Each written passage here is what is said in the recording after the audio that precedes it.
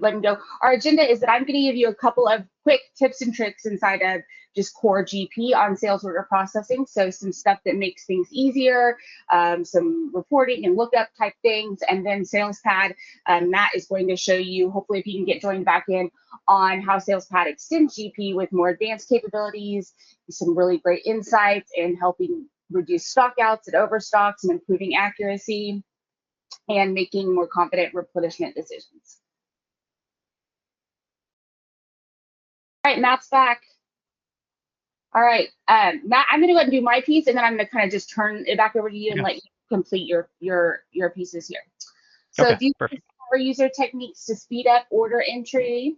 And so set your default document type. So whenever you open up sales order transaction, you know that it defaults up to like the very top thing that's a quote.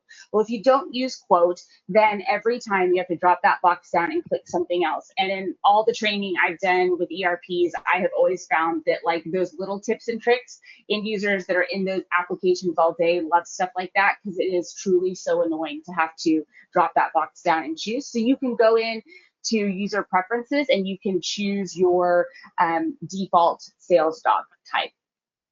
You can choose the document lookup default. So in all GP windows, you have these little scrolling bars that are down at the bottom, and you're able to kind of click through there. And so you can change what that is. So it's either document number, customer ID, document date, batch ID, document type.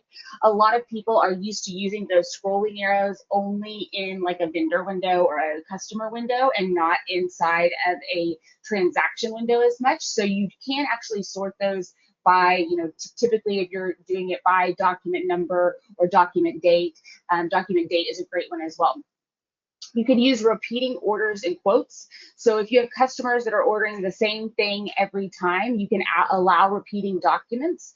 And so you can go to sales and then go to setup and sales order processing setup and look at your document setup. So you can choose that by each document type. So that is for an order. You do have to, you can only utilize that if your allocation is by document batch or none. So we're going to talk about your right allocation method now. So your allocation method, I think sometimes people don't really know what that does.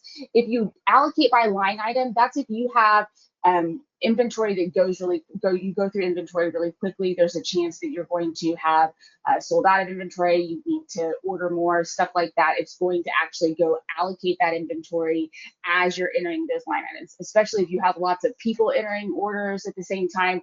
Allocating by line item might be the right decision, but it does make things run a little bit slower because it's doing all of that calculation in the background. If you allocate by document or batch, you are going to have the ability to have faster order entry, and it's better, if you're actually in a high volume transaction. So like we have a customer who's constantly entering orders. I mean, I talked to him the other day and he's like, I literally sit all day long in sales order transaction entry. So he wants it to move quick, right? And he wants to be able to, he doesn't want any delay as he's tabbing through all those. So allocation by document or batch is probably best there. This is a great tip, regardless of whether it's sales order or it is any module inside of GP. We have all been there where you click post and then you go like cancel, cancel, print, cancel, cancel, print, cancel, because it prints 10 different documents every time you post something inside of GP. And so if you want to turn those off, you can. Inside of Dynamics GP, I think there's maybe only 2 reports today that aren't able to be reprinted. So if you are constantly clicking cancel, go in and turn those off inside of posting setup. But I would be very, very careful there. In fact, I might have your GP partner walk through that with you, because there are a lot of things inside that posting setup window that can go wrong. And by go wrong, I mean you could turn off the post through to GL to where you're just posting documents with no distributions going to the GL. So you really want to be careful in that window. Even if you are not, even if today you're printing those reports, I would encourage you to think about why. I've gone on site with many people and they print a lot of documents and stick them in a lot of folders. And then I say, have you ever gone to the folder to look at them? And they say no. So that's a good thing to reevaluate, not only in SOP, but in all of your modules. You can transfer in bulk with the auto invoice transfer. If you are in a sales transaction, you can go in and, or sales batch, you can go in and transfer the entire batch from an order to an invoice or a back order. You can transfer the entire batch at the same time. Also now, when you are in sales order transaction entry, this is a newer feature. You can, when you go to print a sales order transaction or a sales invoice transaction, it's going to actually select the type of invoice or order or document that you're in when you go to click print, which is nice because you're not having to make that selection when you're printing. All right. The other piece is navigation, reporting, and maintenance. So whenever you are in your SOP windows, one good thing that I think a lot of people, most customers that I deal with their use SmartList a lot for sales order, and you'll see here in a little bit that Cavallo's tools, if you go that direction, are going to have even better, kind of reporting and stuff like that. But inside of native GP sales, SmartList is a great way to have your sales transactions there. So you can add columns like customer PO, ship date, salesperson. You can save it as a favorite. You can pin it on your home page. You can use that to work off of, and when you double click on those sales order smart lists, it should pop up your sales transaction entry. So it's a good way to have a lot of information there. You can sort on it. You can export it to Excel, obviously, but it's also good. A lot of times people are thinking about SmartLists as just being something that you go run and export to Excel. And I think SOP is one of the best places where you can use your SmartList to actually kind of be your working dashboard with your sales transactions. And I'm sure Matt will show you some things that Cavallo can do as well regarding that. When it comes to maintenance, SOP has a lot of tables and a lot of stuff behind it. In fact, when I do any kind of like Gen Nav course, I always use SOP windows to show every single drill down feature and lookup window that you can do, because SOP has a ton to it, right? And with that, that means that there's a lot of stuff that quantities that might need to be reconciled. So you can reconcile your open orders and reconcile your sales documents. So you can use the SOP Reconcile utility, and it is under Tools, Utilities, and Sales. And then it is Reconcile Remove Sales Documents. Now, if you've ever heard me present anywhere, I always say, like, do not allow anyone to use those remove things under utilities, because there are also some very, very scary pieces under utilities and sales that say remove. So they have put a little reconcile in front of that window. You want to make sure that that's the actual window you're using, because under utilities, there are a lot of windows that you can do some harm with, like actually removing your invoices and actually removing the distributions. So you want to make sure you're there. You can reconcile your sales documents, and what that's going to do is, like, the document item quantities, the canceled item quantities, the transferred item quantities, all of that stuff is going to be recalculated, and it's going to make sure that it's correct. So if something went wrong when you were posting something, or you have a sales order where the quantity doesn't quite look right, Reconcile is just going to recalculate things for you. We would usually recommend that you would do that like maybe once a month. For some companies that don't have a high volume, they may choose to do that once a quarter. I have even seen some very high volume places where they have like a reconcile routine that they do once a week. So it's up to you, but we would encourage you to do that. You're also going to be able to have documents that are, maybe you have a document that has no remaining quantities and it's not removed to history. So maybe you it had a remaining item of 0, or you adjusted something down, or you canceled pieces of it, but then it never transferred to history. There's also a piece inside that same window that allows you to do that as well. Navigation lists are great as well for SOP. So just like I talked about SmartLists, navigation lists can be your kind of dashboard for SOP inside of GP. You can kind of see here in my screenshot that there is a lot of stuff up here that's all grayed out because I don't have anything checked down there. But you can do a lot within your navigation list. So I remember whenever navigation lists first came out, like, I don't know, maybe 10 years ago, and I thought, well, what is this? This is just a slower version of SmartLists. That's what I thought. But it really can do a lot of stuff in here. You can print documents from within your navigation list. You can print pick tickets. You can print packing slips. You can apply sales documents. You can even like apply a hold. You can send a document in an email. So there's a lot of stuff that you can do inside of your navigation list.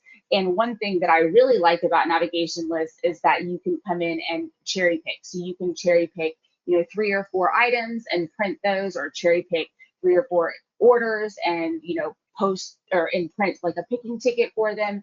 So you really can kind of hunt and peck for different things that you can't do unless you have something in a batch in other areas. Inside of the navigation list, they also just released something pretty recently that allows you to filter by the document, the batch origin. And so you can do that as well. You can also add filters. You can save these. You can type to filter. So one of the nice things here is I can just type in any partial piece of these document numbers, and it's going to filter out by that. So if you are looking for an order and you have a long order number, and then you just need to have that last like 645, you can type that in and it will filter that as well. So that is navigation lists. All right, and then the next piece here is going to be sales all-in-one view here. And so sales all-in-one view is nice because it has a big flow that fits really well with SOP. So they have come out with all-in-one views for quite a few modules, but I think the place that it makes the most sense is for SOP, because as you guys know, you can go from a quote to an order to an invoice, and then you may have some cash receipts applied. And so what's nice about that is in this window, if I were to, if I had a live GP window up here and I checked this payment down here ending in 224, or this one up here for 243, it's going to show me what that was applied to, and it's going to show me the whole link back, right? So it's going to see, okay, that was the order that transferred to the invoice that was paid with this cash receipt. You can get there by going to sales and then inquiry and then sales all in one view, or inside most master windows, some master recommended windows like customer window, you're going to be able to get to that as well. You can click on options up at the top, and it's going to decide, that is going to indicate what you want to show. So maybe you are somebody who never deals with cash receipts and that means nothing to you. You can click options and uncheck that box to make it to where you're not going to have to see cash receipts yourself. You can also filter to say, hey, I want documents that are in the history status, or you can say, hey, I only want to see documents that are within the document date range of this last month. So you can really do quite a bit there, but really the purpose of the sales all-in-one window is to see that flow. So I probably wouldn't use this to just see an invoice, right? This is if I'm wanting to see how those records all link together. One of the things that I typically hear is that somebody will open this window and nothing shows up, right? So nothing shows up when they pull it up and they're like, something's broken here. If that's the case, check your filters and click that little X, on the filter up at the blue bar up here, or go to your options and check to make sure you have some documents selected so that they will show up there. All right, so that is my piece. We will have a Q&A at the end for both of our pieces. So I will go ahead and I will pass this back over to Matt. And I think he froze as he was kind of talking about their promise. So I will let him go back to that, and then he can do his demo. Yeah, absolutely. Thanks, Paige. Yeah, and as I was mentioning, was that much like Njevity, our commitment is to GP, and we plan to continue to support everything that you're going to see today for at least the next decade. And so that's kind of our commitment. If we go to the next slide, a little bit more of our background. As I mentioned, we've been around since 2003. We've served roughly, just over 1,000 distributors. And we, as I mentioned, always focus on the bottom line value that we're generating for clients. And we've had enormous impact with those thousands of distributors we've worked with, over 100 million in value created. And if you toggle forward, I think one more, there's a couple additional points there. Yeah, our NPS score 95. Retention rate with our client base is 92%. Across those 1,000 distributors we've served, there's over 21,000 users, so all the different users that are in our application. So quite a good track record in creating value in that wholesale distribution vertical. So thanks for going back to that page. Yeah. I think I have just one slide to kind of tee up the demonstration. Yeah, so we go to one more forward. So what I'm going to show today is kind of a glimpse into SalesPad for GP, and this sits directly on top of GP. It talks to the same database. It's essentially a different view into the same, background data. And so, for example, if you update a customer record in SalesPad, that will be reflected in GP. It's kind of a one-to-one, instant, update that occurs.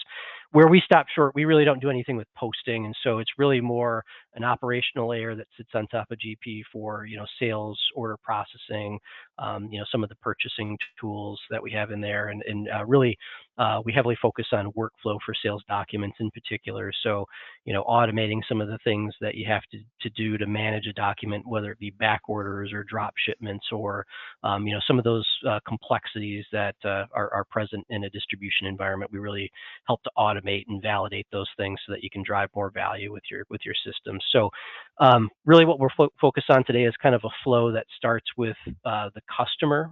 So how do we treat the customer record? How do we look up a customer?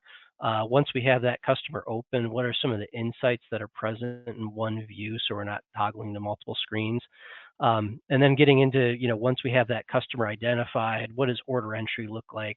How can we easily find our inventory items? What are our different tools that we have at our disposal there? And then once we have that order, releasing that out and what happens next, that automation layer to really identify, hey, this has a back order, maybe it should go on to this back order queue and generate a purchase order, or maybe we're splitting a document based on different fulfillment locations, different warehouses that we want to send that to, and what does that look like to automate that? So we'll kind of finish there with that first kind of release of the document into the workflow, and what does that execution and automation layer look like? So with that, I'll go ahead and share my screen, and Paige, if I could get you to confirm that you can see it okay on your side. SalesPad pulled up. Uh-huh. Okay, perfect. So this is the customer lookup in SalesPad, and so this is where I'll start the session. And as I mentioned, this is a direct connection to the GP database. So all of these customers are the same customers you'd see in GP. It's just a kind of a different view in our environment here. And so one of the things that we do when we present lists to users is we present them on this sort of grid view that has an auto filter row that makes searching through these records very fast. So for example, I could come into any one of these column headers and begin to key in a value and kind of pair the list back by that filter. So I can do a lot of quick filtering. I can also save filters. So if I want to, save a particular layout for use later on, I could do that. I can also right click on these columns and bring up a column chooser that will allow me to very easily drop and drag some of these additional values in. So if I wanted to search by customer class, I can quickly drop and drag that into the view and use that as search criteria. And if I want to get rid of it, I can go ahead and drop that off. The other thing that we can do is when we right click and bring up our column chooser, these are all of the customer related master record type fields that I can sort by. But we also have the ability to have unlimited user defined fields. And so if there's a host of additional attributes that you track relative to whether it be customers or sales documents or sales document lines or items, in this case, it would be the customer related fields, but you can bring up those custom fields related to the customer and go ahead and drop and drag those into that view to do the search. So with that, I also want to just kind of bring up a customer record here. And so if I filter down, you can see I've got Aaron Fitz Electrical, and I can go ahead and drill into that customer card. And one thing I want to point out is that I was on this customer search, and you can see that the customer card opens up on this new tab. And so we have this tabular concept so that if you have to have multiple things open at once to perform your task, you can very easily do that, and it's just going to have that new tab. So I can go back to the customer search, go back to the customer card, or if I had a document open, I could go to the document, toggle back to the customer record. So that's a very purpose-built kind of concept to really allow you to multitask very easily. But once I have the customer card open, again, this is the idea here is to present as much information as possible in one screen, so that you're not toggling to multiple areas of the application to maybe get an answer related to the customer. And so just as an example, on this customer card, I've got sort of the high-level property information, and I can also hover over the customer number or name, and I can see the revenue from the past 4 years, the cost, the margin, freight revenue, freight costs. So I can kind of get a quick pulse on the customer just by hovering over the customer name and seeing kind of how they've been performing year over year. So really nice tool tip insights that I can gain access to very easily. So that's kind of the first section there is really dedicated to properties. But we also have an open sales document window. And just as before with the customer search grid, this is presented on a grid view. And so if I need to quickly filter through to get to a particular document I'm looking for, maybe it's based on the document date, required ship date, or if I need to bring another column in here, maybe I have, some additional fields that I want to access and bring in there. So that's another thing that you can do very easily from that search grid. Down below, this is where we have some configurable tabs. And so I have quite a few of them turned on in my environment.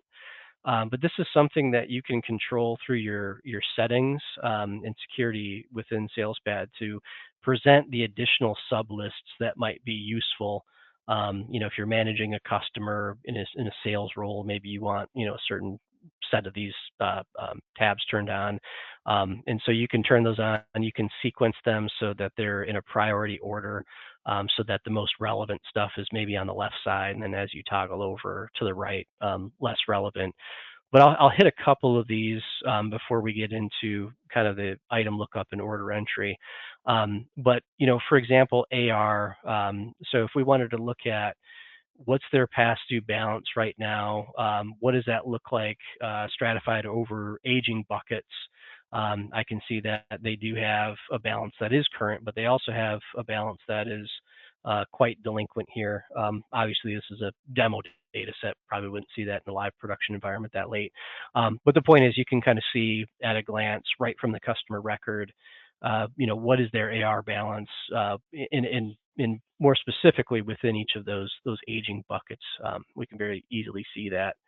Another thing that a lot of our clients adopt is the interactions tab. And so the interactions is kind of like a light CRM that's really good for account management purposes. I call it light CRM because we stop short of like a full-blown HubSpot or a Salesforce where you've got some marketing integrations and some scoring that you're doing with activities they're performing on your website. We're not doing all of that, but what we do have here is the ability to set up some tasks and sort of follow-up actions that you may need to take on an account. So maybe you're negotiating a new price list, or you want to assign a follow-up to a quote to another user in the system. That is definitely something that we support with our sort of CRM tool here. And so you can see there's a interaction entry that I've pulled up. I can give it a subject. I can pick the contact from the customer this applies to. I can define a type. So is this a phone call? Is this a follow-up? I can assign a start date, estimated time. I can assign it to a particular user. I can add any kind of notes that might go along with that. So that's kind of the interaction entry. And then as I come into this customer record, all of those interactions are going to be here, and I can see, is it completed? Is it, in process? What's the status of it? And I can kind of quickly view that. Other things that are really widely used by our clients on SalesPad would be sort of the sales oriented information that we present on the customer record. So for example, item history. I want to know what items this customer's purchased. I can quickly drill into my item history tab, and I can see, broken down by item number, the quantity, unit of measure, the sales document those were sold on. And again, if I want to bring in, column chooser, or if I want to turn on my auto filter row, I can show my auto filter row. And if I wanted to say, let's go into just the HD20 sales, I can quickly put that filter on, and you can see that my sub list here is paired back by that value. And so now I'm just looking at, the sub list for sales related to that specific item. Other things that you can do, you can also put in some conditional formatting and do some subtotals on some of these rows. So lots of flexibility with these. You can also see we have some standard checkboxes here if we wanted to look at, only a particular document type.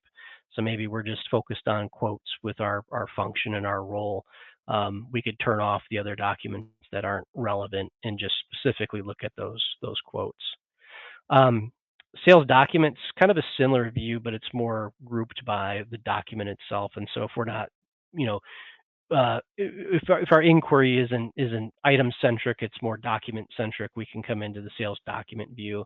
And same thing applies here. If we have, additional columns we want to bring in, or if we want to turn on our auto filter row, we can turn on our auto filter row, and we can filter down by that. So just lots of flexibility in that view there. I guess one last thing, sales graph. This is a kind of another view that just gives you more of a graphical view, so I can kind of see, based on whatever I want to break by, however I want to plot by. So in this case, it's plotting by price, and I've got kind of a start and end date range, and I have a table that kind of accompanies that data over there, so I can quickly see that. And you'll also see these export options throughout SalesPad. So if I did want to export something to Excel, I can very easily do that directly from this application.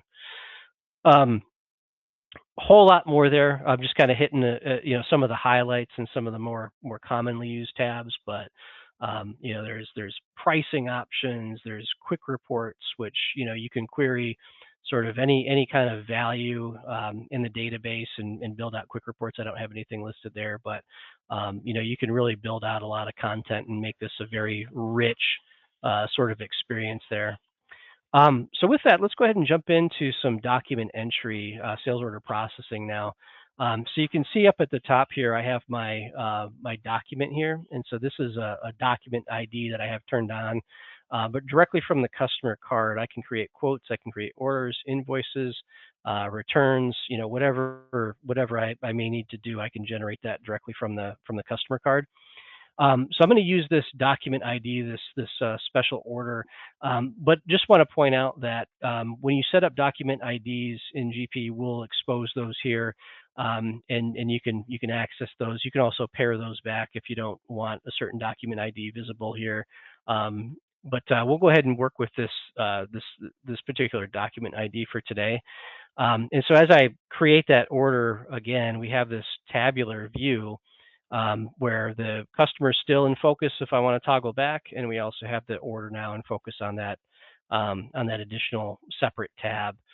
And so to add a line item, and actually before I do that, I'm just going to point out here the document properties section here. This is showing you kind of some defaults that came over because I started the order from that customer, and so a lot of the defaults are already kind of filled out on the header for me. But we also have a ability to customize a layout on these cards. I didn't mention that on the customer card, but this is true for documents. It's true for customers.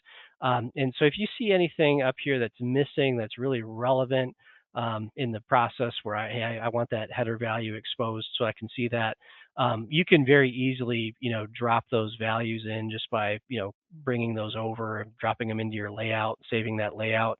And just like the user fields are available to select as a column chooser, as part of the column chooser, you could also set up custom user fields here. So if you had a particular user field, maybe it's store number or something like that, that you want exposed and visible here, you have control over those layouts as well. But down below, this is where we add our line items, and there's some quick shortcut keys that I can use to add a new row, or I can just hit the new row here, and now I've got a new sales line item row that started for me. And I can begin typing an item number and then tab off of it. I don't have to have an exact match. And if I tab off of it, it's going to open up my sales inventory lookup, where once again, the inventory that's available for me to select for a document is presented on one of these grid views. So the grid views, of course, have those auto filter rows. So if I wanted to pare it back, I could, use that filter to, maybe I know it's a 20 gig hard drive. So I want to go ahead and add that on. So you can use a combination of, I started to get the item, didn't get an exact match, but it popped the screen. And now by putting, 20 into the description, I got down to the item I was looking for. The other thing to point out here is once you're kind of highlighted on a row in this lookup, there's all these sub lists, just like we saw in the customer card. There's sub lists here, and the sub lists are going to give me tremendous insights into this particular item. And so in this case, I've got my inventory view.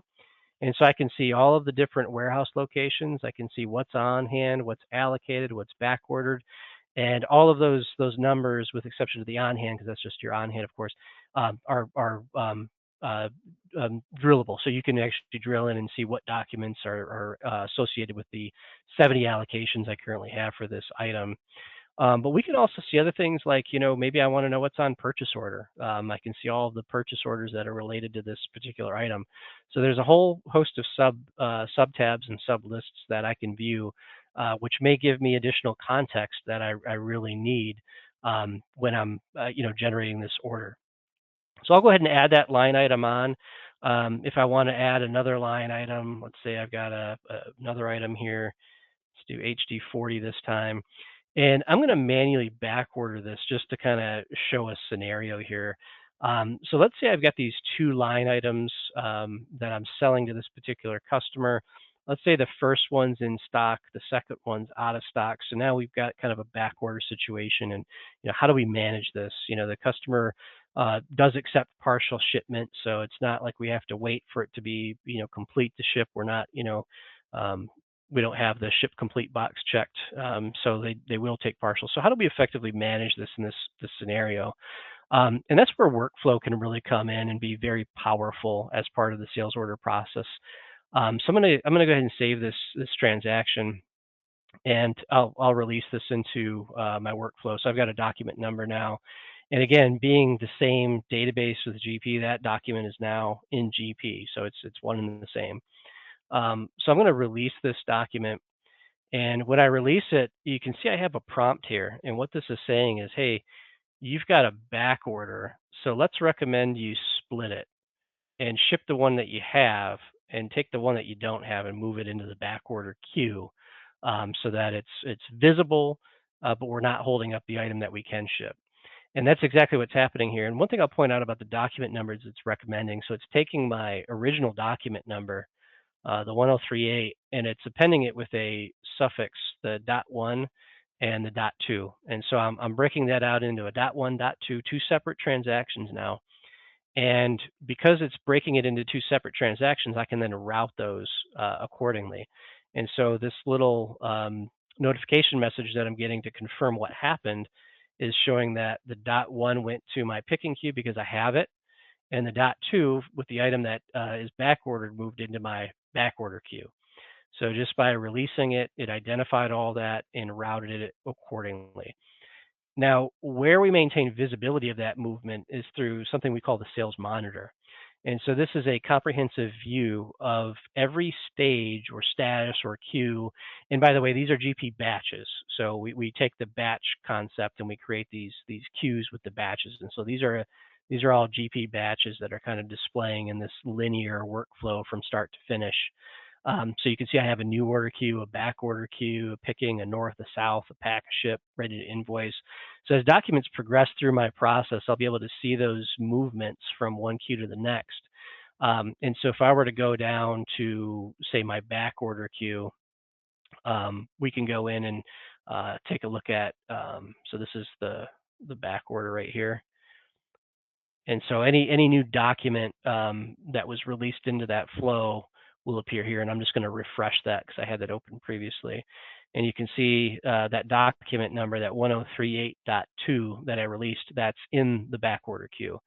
So that routed to that accordingly. But the other item that I had actual stock of, that's something that I wanted to just go right into pick because I have it available. And so if you recall 1038.1, that was the other document. And if I drill into that, you can see it's just that item isolated that I had in stock. Now, from this document, I can go into my related documents subtab, and you can see that it shows the history and the lineage of what happened. So I originally started with order number 1038, but now it's split to 1038.1, which is the order I'm on. And 1038.2 is a related document that was also generated, and that is for the HD40, which I was out of stock on, and that's sitting in the back order queue. So not only does it break that order apart and route it accordingly, but it maintains sort of the history and the lineage of that order with the related document subtab. Now that was kind of one example. I'm going to go into another example briefly here. And in this case, I'm going to do two separate warehouses, and it's kind of the same type of concept. So let's say I have these two items, and I'm just going to use the same item on two different lines. But I'm going to say this one I want to fulfill from like my north warehouse as an example. And so this one is going through the north. This one's going to fulfill from my standard location. So this happens quite often with the clients we work with. You know, they have multiple fulfillment locations, and they want to tag it at the line item level. And so then it becomes a challenge. Like, how do you communicate that order? How do you raise visibility of that order to the different locations? And so this is another example of where splitting can kind of become very effective for you. And so I'll release this order. Oops, let me save it first. And you can see that it's splitting. But in this case, I don't have a back order, but what it did detect is a difference in value on the warehouse between the two. So it's saying, hey, do you want to split by that? And that's because in my split options, I want to look at back orders and I want to look at warehouse. And so it did detect differences on the warehouse. And so that's why it's recommending a split.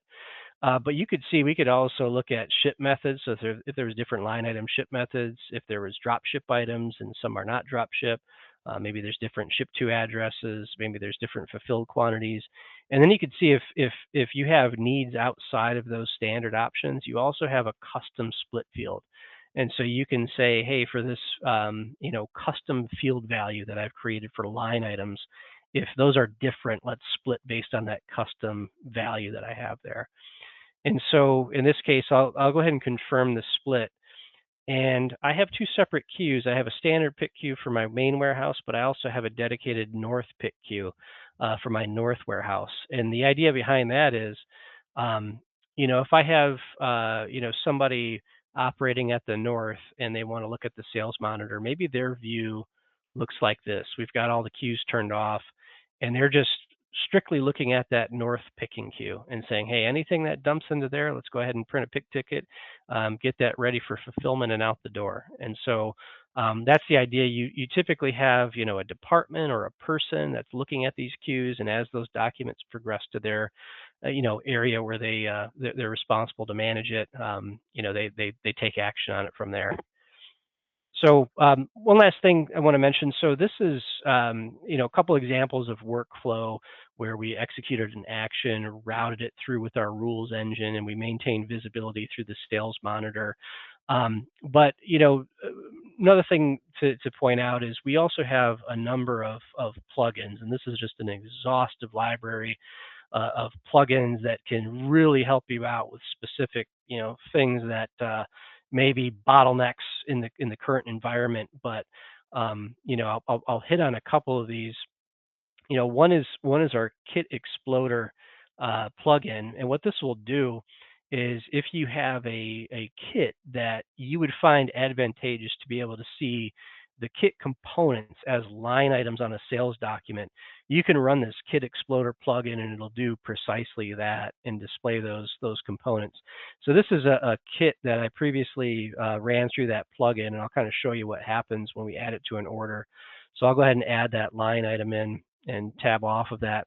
And you can see it took the kit, and because I ran it through this plugin previously, it creates this sort of parent record, which is sort of the kit parent item number, but then it gives me visibility of all of the specific components that go within that. And so nice thing about that is, I've got it exposed as a line item, and now with my sales document view here, I didn't point this out previously, but as you toggle through based on the warehouse you're going to fulfill from, you can quickly see what's available and on hand at each of those items. So super helpful when we're dealing with kits. If we convert them to packages, I can say, okay, yep, looks good there, out of stock there. Do I want to make a substitution of that one here with something else?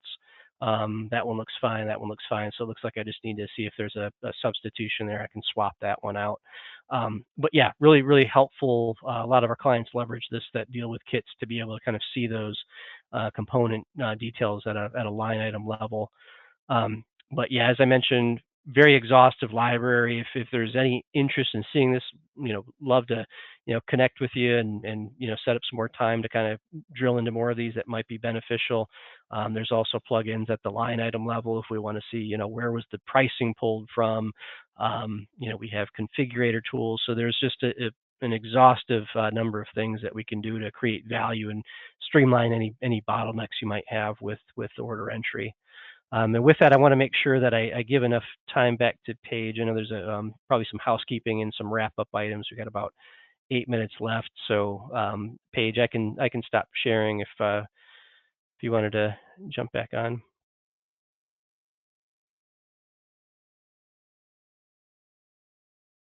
All right, so I think the only thing left is just Q&A. So if anybody has any questions, you can go ahead and put that in the question box. I did look and see that I don't think anyone had any questions, but if you have any, we are happy to answer them.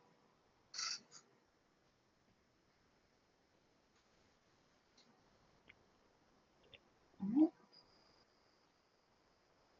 Looks like I don't think there's any questions coming in. If you have any questions, you can reach us at support@njevity.com and we'd be happy to help you. And other than that, we appreciate you attending today and hanging in there with us as we had some technical difficulties, but as we know, it happens to the best of us, so we appreciate it. All right, thank you all for attending, and we'll see you next time. Thanks, everyone.